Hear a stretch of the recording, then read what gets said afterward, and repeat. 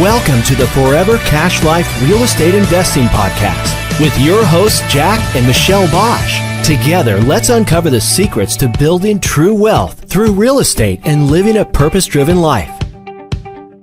So one of the things that you want to do is you want to buy assets. You want to buy assets, so you want to make money. You want to, right now is the time to flip land. Right now is the time to make the most money that you can make because buyers are buying land, sellers are selling land, and then interest rates are low. If you need to borrow money or anything, even for whatever it is, for your deals or for education or whatever it is. So it's now is the time to get started. Build up those pile of cash. And then what happens is when the interest rates are high again, there's going to be a few asset classes where prices are actually going to be somewhat lower. And one of them is the big mortgage asset classes like multifamily and those kind of things. Because if the interest rates are 10%, you can't buy something that spits out only 5%. If the interest rates are 3%, you can buy something that spits out 5% and you make 2%.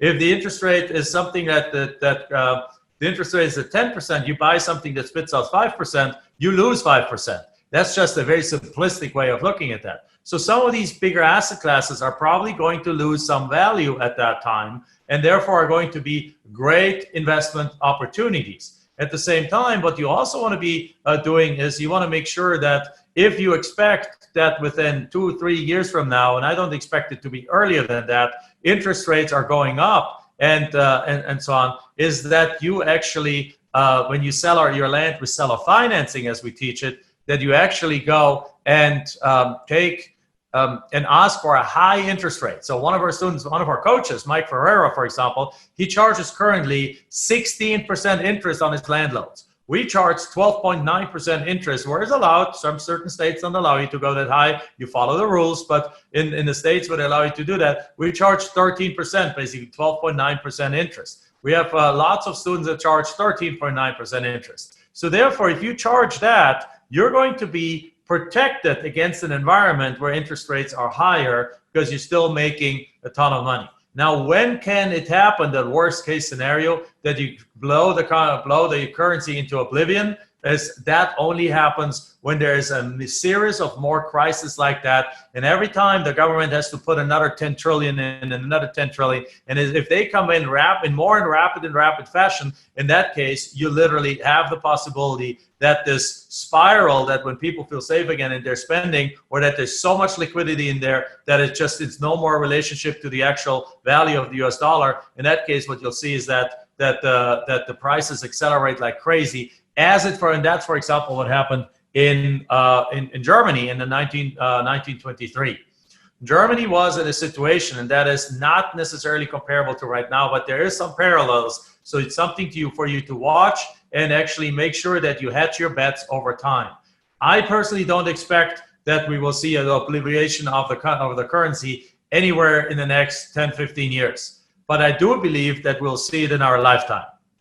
All right. So what happened in Germany was the following. Germany went to World War I and lost World War I, of course, right? So therefore, the Allied forces, France and England and so on, put pressure on Germany. Actually, decided in the Freedom Pact of Versailles, I believe, decided in 1918 that Germany needs to pay reparations. Basically, that Germany needs to pay a ton of money, and they need to do that in form of gold and silver because they didn't trust the German currency. So they needed that in goods and coal and beans and grains and in hard assets that the German government needed to go and buy with their currency. So they went to the farmers and they bought grains. They went to their coal mines and they bought coal. They went and bought gold. They went and bought silver, and they shipped it off to France and Italy and England and all the Allied forces. But soon enough, they ran out of money to do that. So what did they do? They ended up printing more money, right? They ended up printing more money to buy more of that stuff. And first, the people didn't know this, right? At first, they just like, yeah, gladly accept like a ton of coal is still 1,000 Deutschmarks or a Reichsmark, as it was called, Reichsmark, It's still 1,000 rice mark. So they gave him more coal. And soon enough, they realized that there's this abundance of money floating around that's looking to put themselves placed. And soon enough, also from the world where people were holding back, they were in fear, right? This is the parallel, right? We have a big crisis. The government needs to print money to give to people who are in fear, right? It's a very similar kind of scenario. They're in fear, but at some point of time, they started realizing that so much money is being printed that prices are going up rapidly. So they went, instead of from hoarding their money, to spending their money as fast as they could. And literally, the rice mark went from a ratio of 4.2 rice mark for $1 within a matter of 1 year. It went to 4.2 trillion rice mark for $1. So in other words, if you held on, literally, my grandparents told me that you held on, you bought an egg, you went to the baker in the morning with literally a bag full of cash. And that bag full of cash was something like 100 million rice mark. And you paid, and that's literally, my grandparents went through that and told me about that. You literally went through there and you got yourself a dozen eggs with that. That same night, you have to, instead of paying 100 million rice mark for a dozen egg, you paid $1 trillion for one egg. That's the level of inflation that they went through. Now that is crazy, unimaginable loss of value of inflation. And it was so fast that they actually gave cities and towns the authority to print their own money, because by the time the money was printed, it was worthless, right? By the time it was printed in Frankfurt and was shipped to all these different cities, to the banks, it was completely worthless. So they gave the local printings an authority to print more money in it, and it just completely fell apart. People refer to that as this is what could happen in the United States. And I think this is ridiculous, because for that to happen, the American government would have to print something like 100x what it is in circulation right now. And that's just not going to happen. Having said that, every one of these crises, where they throw another 5 to 10 trillion in the market, is going to get us closer to a constant devaluation of the American dollar, which means that the stuff that you pay for, that your job income, if you make $40,000 a year, it will soon will be buying you less and less and less stuff. So what is the way out there? The way out of it is make as much money as you can right now, invest that money into asset classes that will maintain their value. And I did a lot of research of what are these asset classes that maintain the value through, or at least make it through such a reset of a currency, that make it through such a tremendous phase of huge inflation.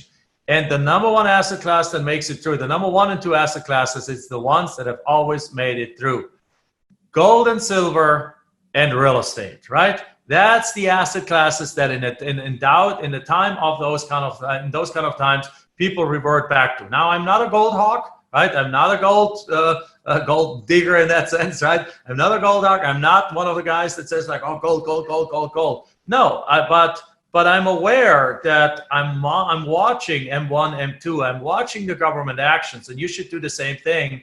Just be smart about it. There's currently no reason to think that anything of that is going to happen probably in the next couple of years. There might be, again, as people feel safe again, there might be an inflationary time at that point. There might be a time where gold and silver really goes up during that time. So it might be smart to take some extra money if you have laying around, and instead of the stock market, put in pulling gold and silver. The stock market, though, during those times also gets inflated. It usually goes up quite a bit because it's pumped up by the government, still putting more money into the system and taking the bad assets out. So people invest in it. It's one of the asset classes that gets pumped up. But then ultimately it's real estate, because if we ever go in our lifetime, I believe the answer is yes. If we go through some kind of an obliteration of the US dollar, through some additional war, to some additional things, something that the government just has to print loads and loads, and you know what I wanted to say, loads and loads of money, like 10x, 20x, 50x what it's printing right now. In that case, there is a possibility and is a high likelihood that the United States dollar will be obliterated, will be replaced with something else, whatever it may look like. Some people say it's cryptocurrency. Some people say it's only online money, which is basically like cryptocurrency. Some people say it's a new dollar. Some people say it's a world currency. Who cares? Who knows? But in that environment, I know one thing. When I last time visited Rome, Italy, there is buildings that are standing there for 2,000 years ago, for 2,000 years already. I tell you one thing, these houses are worth millions of dollars today. They were worth the equivalent of millions of dollars back during the days of the Romans. They're worth millions of dollars during the days of the medieval times. They were worth millions of dollars during the times when during the 1800s. They're worth millions of dollars ever since they're built, because they're built in beautiful locations that the world likes to go to. The same with Paris, the same with Frankfurt, the same with New York City, the same with Phoenix, Arizona, the same with everything. So real estate will continue having a value. If the currency goes away, it might not be this $3 million building anymore. It might now be a 75,000 cryptocurrency pieces of gold worth of, or it might be worth a pound of gold at some point of time. But a pound of gold buys you at that point of time the equivalent of $3 million. So the point is, fixed assets, real assets, tangible assets that are going to continue to be worth something, and cash will be obliterated. So therefore, don't necessarily save your cash. Invest your cash in the number one resource that is most important, which is your own education. I notice things. I have doing this podcast, which we're probably going to split into two pieces again. But I've done this podcast because I've studied economics in college. I had many economics classes, right? I did a degree first that was basically not a business administration degree, because it was a business/economics degree. So I had lots of macroeconomic, political economics, different kind of things, statistics, all kinds of stuff classes. But then I kept my interest in it, and I've continued to read about these different things over the last 30 years. And so your own education in real estate, that's why we invest in real estate, that's why we learn about industry, that's why we have our own coaches, that's why we invest in coaching, and so on, are all pieces that are crucially important to you, because I know that if I would lose all my money tomorrow, it would probably take me less than 2-3 years to rebuild my wealth. And that's because I'm investing in my own mind, right?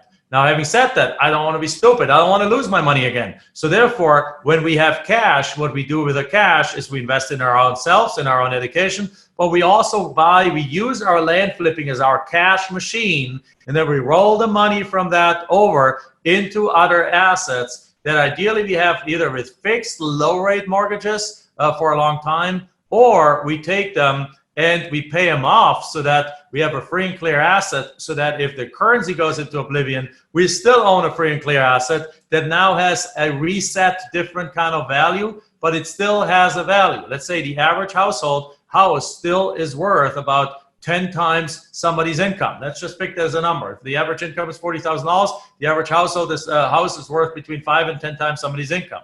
If we reset the economy, we come up with a crypto dollar, and the average person now makes 10,000 crypto dollars a year, then my house is going to be worth between $50,000 and $100,000. My rental houses are going to be worth between $50,000 and $100,000 crypto dollars. But a beer is not going to cost 5 crypto dollars anymore. It might only be costing 1 crypto dollar. So therefore, the cash flow from a house that's being paid off, that rent is being paid in crypto dollars, is going to be the same as it was before. And therefore, my financial position after such a scenario is the same as it is before. What I do need to account for is that phase of transition if we go to such an environment where I need to have enough firm asset to keep paying my mortgage. But even there, it's a good thing, because if everything in prices go up like crazy, but my mortgage stays low, then my rents go up in prices. My rents go up very quickly, as it has happened over the last 10 years. So it's actually going to be easier for me to pay that mortgage off. But even easier is this, to pay those things off, have them free and clear, and you can ride out almost every crisis without a problem.